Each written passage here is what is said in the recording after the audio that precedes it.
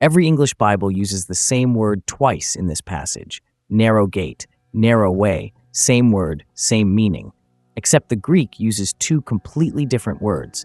And the second one means crushed, Matthew 7 verses 13 and 14, 2 verses at the end of the Sermon on the Mount, and a translation collapse that has been hiding the entire mechanism of the passage for centuries. If the way is not narrow but compressed, what exactly is being pressed? And what comes out the other side? And why does Jesus use the same Greek root here, thlibo, that the New Testament uses 45 times for tribulation? We're going to walk the Greek word by word. The gate, the way. The destination, the text calls zoe. The thing it calls apoleia, that does not mean what you were taught. And the verb for find, that connects back to the sermon 7 verses earlier. Then a short practice, built from the passage, under 5 minutes. Shaped by the exact Greek phrase the text uses for the compressed way. Open your English Bible to Matthew 7 verse 13. Read it. Enter through the narrow gate. For wide is the gate, and broad is the road that leads to destruction, and many enter through it. Now verse 14. But small is the gate, and narrow the road that leads to life, and only a few find it. Narrow shows up twice. Once for the gate in verse 13, once for the way in verse 14. Your brain registers them as the same idea. A tight space, a restricted corridor. That is what every sermon you have ever heard about this passage assumes. Now pull up the Greek. Verse 13. The gate is stene. From stenos, it means dimensionally narrow, obstacles standing close together. A tight opening. The root gives us the English word stenosis, which even in medicine means a physical narrowing. Stenos is a size word. It describes how much space you have. Verse 14. The way is tethlimmene. That is not stenos. That is a completely different word. Tethlimmene is the perfect passive participle of the verb thlibo. Thayer's Greek lexicon defines thlibo as to press as grapes, press hard upon. The perfect tense means this is not something that happened once. The way has been compressed and remains in a state of compression. The passive voice means something external applied the pressure. This road did not shrink, it was pressed. And every English Bible translates it as narrow. The same word they used for stenos, as if these two Greek words mean the same thing. They do not. Stenos is a size word. How wide is the opening? Thlibo is a force word. How much pressure is being applied? One describes a door frame, the other describes an olive press. You know what this feels like. You have read a sentence 100 times and assumed it said one thing. Then someone shows you the original language and the ground shifts. Not because the passage changed, because the translation hid a word. Bill Mounts, who served on the ESV translation committee, flags this directly. He writes that the Greek word translated narrow road is the participial form of thlibo. He lists its meanings: to press, to crowd close against, to cause something to be constricted, to cause to be troubled. Not narrow, pressed. So the way is not narrow, it is pressed. But pressed toward what? Because the destination the text names in verse 13 is apoleia. And that word does not mean what your pastor told you it means. Your translation says destruction. That is what the broad way leads to, destruction. And when you hear that word in church, you hear one thing: hell, eternal fire, final punishment. The broad way leads to hell, and the narrow way leads to heaven, and the passage is a sorting mechanism. But the Greek word is apoleia. Apoleia comes from the verb apolimi, and apolemi does not mean to burn or to punish. It means to lose, to waste, to ruin. The semantic range includes destruction, but it also includes waste, ruin, and the loss of well-being rather than the loss of being itself. Here is the receipt that changes everything. Matthew 26, verse 8. The disciples watch a woman pour expensive ointment over the head of Jesus, and they are angry. They say, "Why this apoleia? Why this waste?" Same word. They did not mean why this hellfire. They did not mean why this eternal damnation. They meant, why are you squandering something precious? Spirosodides, the Greek scholar, defines apoleia as the state wherein man, instead of becoming what he might have been, is lost and ruined. Read that again. Instead of becoming what he might have been. The parent verb apolemi is the word Luke uses for the lost sheep, the lost coin, the lost son. In every case, lost does not mean annihilated. It means separated from purpose, separated from the one who was searching for it. You know this feeling. Not the fear of punishment, the weight of waste, That season where you look back and realize you spent years on something that was never going to become what it could have been. Not because someone punished you, because you chose the spacious road, the one with no resistance, no compression, no extraction. This is correspondence, not medical claim. Map, not prescription. We are decoding a text, not prescribing a treatment. In this reading, apoleia corresponds to the inner scattering that happens when there is no compression. No walls, no pressing, just open space in every direction with nothing being extracted and nothing being produced. And the word Jesus uses for the broad way in verse 13 adds another layer. Eurykoros, it means spacious, roomy, room in every direction. And here is what matters. Eurykoros appears only one time in the entire New Testament. It is a hapax legomenon, a word used once and never again. Jesus chose a word that rare to describe the spaciousness of the road that leads to waste. No boundaries, no resistance, no pressure. That is the broad way, not sin, not rebellion, just uninterrupted openness with nothing being pressed and nothing being produced. So the broad way is not punishment, it is the waste of what you could have been. But the narrow way promises something called zoe, and zoe is not the word for life you think it is. The Greek has 3 words for life. Jesus chose the one that means something very specific. Verse 14. The compressed way leads to Zoe. Your English Bible says life, and you hear heaven, a place you go when you die if you made the right decisions. But Greek has 3 words for life, and they do not mean the same thing. Bios means biological existence, daily life, livelihood. The word gives us biology. Sa means soul life, breath life, the animating force. The word gives us psychology. Zoe means something different from both. Zoe is the essential, divine quality of life. The kind of life that belongs to God and flows from God. The New Testament writers chose Zoe when they meant divine life, not biological survival. John 14, verse 6. Jesus says, I am the way and the truth and the Zoe. He does not say, I am the way to Zoe. He says, I am Zoe. He identifies himself with this word. John 17, verse 3. This is eternal Zoe, that they know you, the only true God. Zoe is relational, present tense, a quality of existence defined by knowing God, not a post-mortem location. John 10, verse 10. I came that they may have Zoe and have it abundantly. The compressed way leads to this, not to survival after death, to the divine quality of existence that Jesus says he himself is. But there is a second detail in verse 14 that almost no one catches, and it changes the entire passage. Look at the verbs. Verse 13. The many are iserkomai, entering, present participle. They are just going in, passively, automatically. The broad gate is open, and they walk through it without searching, without deciding, without effort. Verse 14. The few are heurisko, finding, present participle. This is the root of the word eureka. The word means to discover after searching, to come upon something after looking for it. The few are not entering, they are finding. And this verb connects to something 7 verses earlier that no one links to this passage.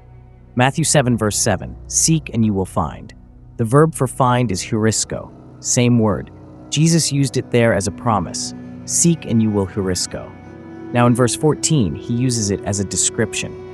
Few are the ones who heurisko, the compressed way. The narrow way is not obvious, it is not the default, it has to be searched for, discovered. The many just enter, the few actually find. You have felt this difference. The difference between filling your days with motion and actually finding something.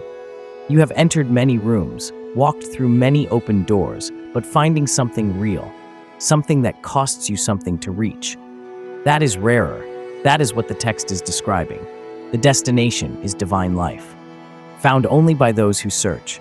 But the road to that life is described with a pressing verb, not a size word, a force word. And that verb has a connection to a place in the Gospels that will reframe everything we have read so far. Now we return to the word that started everything, tethlimmene, from thlibo, to press as grapes, press hard upon. This verb appears 10 times in the New Testament, and every single time it means physical pressure, suffering, or affliction, not narrowness, not tightness, pressure. Mark 3, verse 9. The crowd is pressing upon Jesus so hard that he asks for a boat to be ready so they will not crush him. The verb is thlibo. This is a body word, people pushing against flesh, not a metaphor for moral restriction. 2 Corinthians 4, verse 8. Paul writes, "We are pressed on every side but not crushed." The word for pressed is thlibo, same root. Paul is describing physical and spiritual compression in ministry, real pressure from real forces. Two examples, both physical, both unmistakable. The noun form of this verb is thlipsis. It appears 45 times in the New Testament. Every time your Bible says tribulation or affliction, it is thlipsis. The standard word for suffering in the entire New Testament comes from the same root as the word Jesus used for the narrow way. Every English Bible hides this.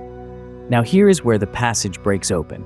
Gethsemane, the place where Jesus knelt the night before he was crucified, the place where he sweat drops like blood under the weight of what was coming.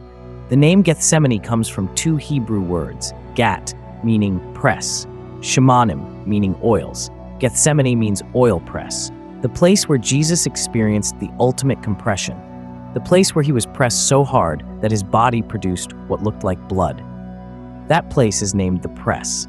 And the word he used in Matthew 7 for the way that leads to life is the verb form of the same concept, thlibo, to press. The olive must be pressed to yield oil, the grape must be crushed to yield wine, and the way that leads to Zoe, divine life, is not a tight hallway you squeeze through. It is a press. You know what this feels like. That season where everything tightened, relationships, certainty, identity. The framework you built your life inside started closing in, and you thought something was wrong. You thought you had taken a wrong turn. But what if the pressing was not the problem? What if the pressing was the mechanism? In this reading, the pressing corresponds to the inner compression that strips away what is false. The oil corresponds to what remains, what was always there but could not flow until the pressure came. This is correspondence, not medical claim. Map, not prescription. We are decoding a text, not prescribing a treatment. The way to Zoe is not restriction, it is extraction. Something precious is inside, but it cannot be accessed without the press. That is what the passage is describing. Not a moral corridor, not a behavioral checklist, a mechanism. Pressure applied, oil produced. And the one who walked this road most completely did it in a garden called the oil press. The pressing produces the oil. The oil is Zoe.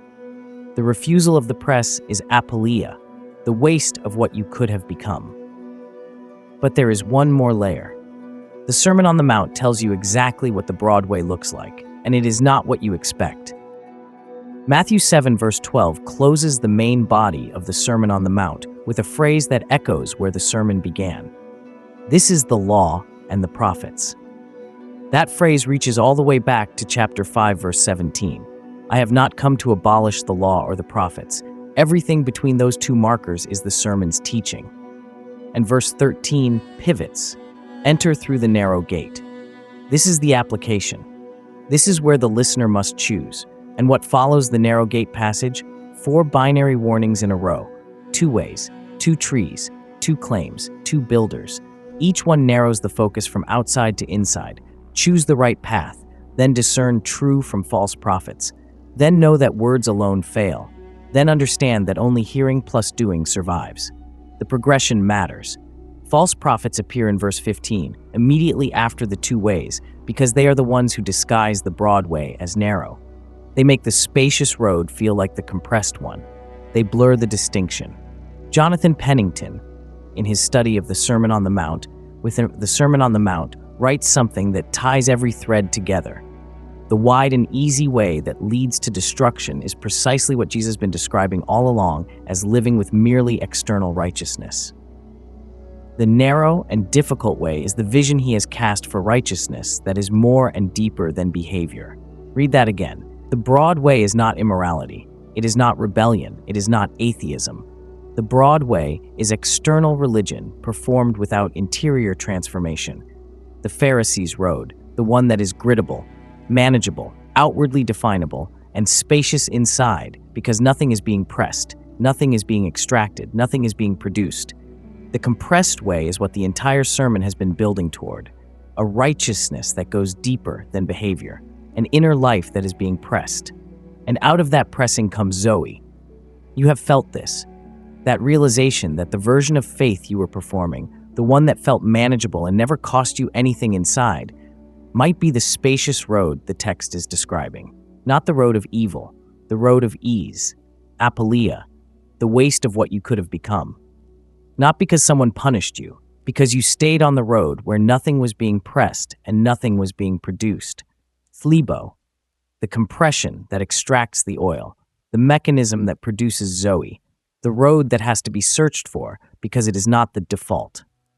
The few who find it are not the doctrinally correct. They are the ones who stop entering automatically and start searching deliberately and submit to the pressing.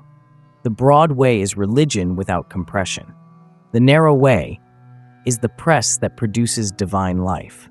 And the text gives you one verb, horisko, find, that tells you the compressed way is not forced on anyone. It has to be searched for, which means there is something you can do with this passage tonight. The passage gives you two movements, first the pressing, then the finding, and you can practice both in under 5 minutes tonight. This practice is built from tethlimmene, the compressed way, Matthew 7 verse 14, and from horisko, the finding verb, Matthew 7 verse 7 and verse 14. Here's what you do. First, sit still for 2 minutes with no input, no sound, no screen, no distraction, no music, nothing. Let the spaciousness drain. Let the eurykoros, the roomy, the open in every direction, fall away. You are choosing the narrow. You are letting the walls close. This will feel uncomfortable. It's supposed to. The text says the way is compressed, not comfortable, not motivating, compressed. Sit with it. Second, notice what surfaces when there is no room to escape it. A thought, an anxiety, a grief, a question you have been avoiding. Do not fix it. Do not narrate it. Do not run from it. Just let the pressing happen. This is thlibo, the compression the text describes. You are not creating the pressure. You are stopping the avoidance of it. Third, ask one question from the passage.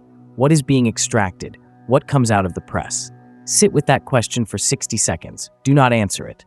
The verb is horisko, finding, not answering, not solving, finding.